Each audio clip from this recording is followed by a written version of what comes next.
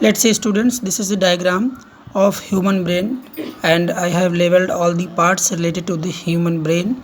So this you can see this is the first part of forebrain, which consists of actually here two parts are there related to the forebrain. One is cerebrum and another is the olfactory lobes.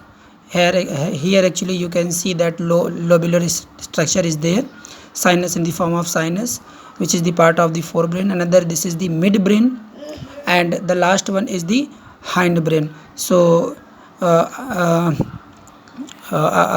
here we have discussed about the functioning of all the parts related to the human brain. So this is the first which we are talking about, the brain.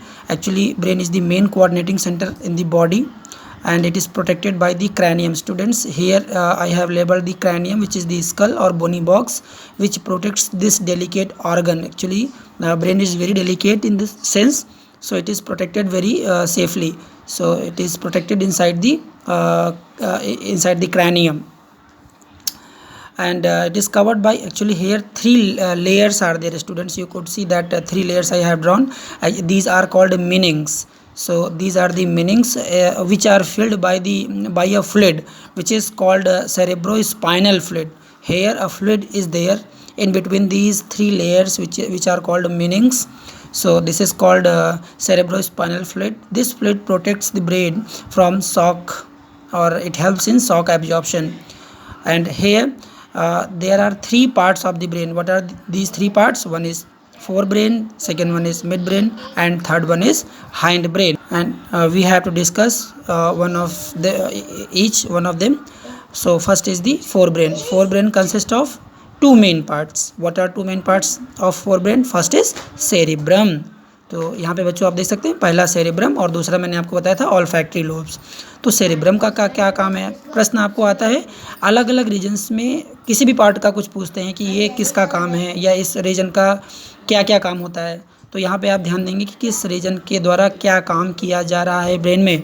तो cerebrum क्या करता है? Controls the function of perception of smell, site, hearing, ability of. यहाँ पे देख लीजिए तीन काम जो आपके तीन सेंस ऑर्गन्स हैं, स्मेल यानी ऑल्फैक्टरी लोब्स, साइट यानी फोटो रिसेप्टर्स, और हियरिंग इट मीन्स फोनो receptors, and ability of speech, movement of various body parts. ये सारा का सारा कंट्रोल करने का काम कौन करता है बच्चों? सेरेब्रम करता है. कुछ और भी काम है जो कि मेंटल एबिलिटी से रिलेटेड हैं, जो कि सेरेब्रम ही करता है. क्या क्या हैं वो? जैसे थिंकिंग, ठीक है, रीजनिंग, मेमोराइजिंग और consciousness and sense of responsibility. ये सारे काम जो हैं वो एडिशनल मेंटल एबिलिटीज़ के अंतर्गत सेरेब्रम के द्वारा ही कंट्रोल किए जाते हैं.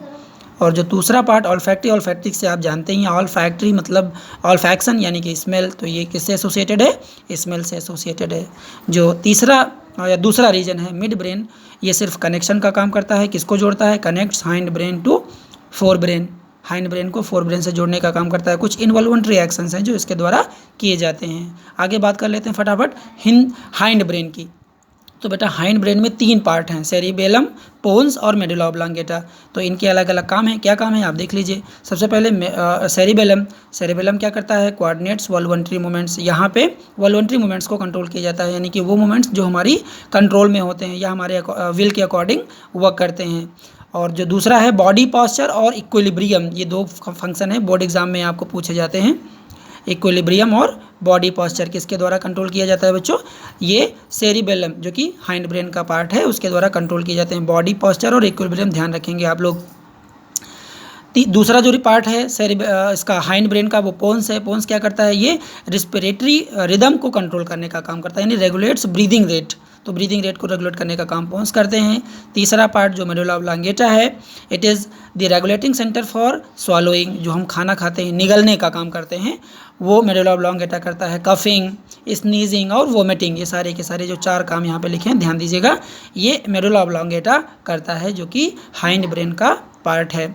अब इसके आगे हम बात करते हैं कुछ एडिशनल वर्क और भी मेडुला के दिए गए हैं, आप यहाँ देखेंगे। Also take part in regulation of heartbeat, heartbeat के रेगुलेशन के लिए भी मेडुला ऑब्लांगेटा काम करता है और ब्रीदिंग रेट को भी मेंटेन करने का काम करता है। तो इस तरीके से आपने देखा ये 3 part, fore brain, mid brain और हाइंड ब्रेन, इन सारे पार्ट या इन सारे रीजन्स में अलग अलग एसोसिएटेड पार्ट्स हैं, रीजन्स हैं या सेंटर्स हैं, और वो सारे सेंटर्स का अलग अलग काम है, कोई एक सेंटर 2 कामों को नहीं कर रहा है। ध्यान दीजिएगा बच्चों। जो दूसरा पार्ट है आपका सीएनएस का, स्पाइनल कॉर्ड, उसके बारे में भी यहाँ पे थोड़ा सा डिस्क्रिप्शन दिया गया है। क्या है स्पाइनल कॉर्ड के बारे में देख लीजिए। मेडुला ऑफ द ब्रेन, जो अभी हम मेडुला ऑब्लांगेटा की बात कर रहे थे, वही मेडुला एक्सटेंड करके नीचे की तरफ एक्सटेंड करता है, कहाँ पे, वर्टिब्रल कॉलम में, और स्पाइनल कॉर्ड को बनाने का काम करता है। तो medulla of the brain extends downwards to form spinal cord. और ये किससे प्रोटेक्ट किया जाता है? It is protected by the backbone.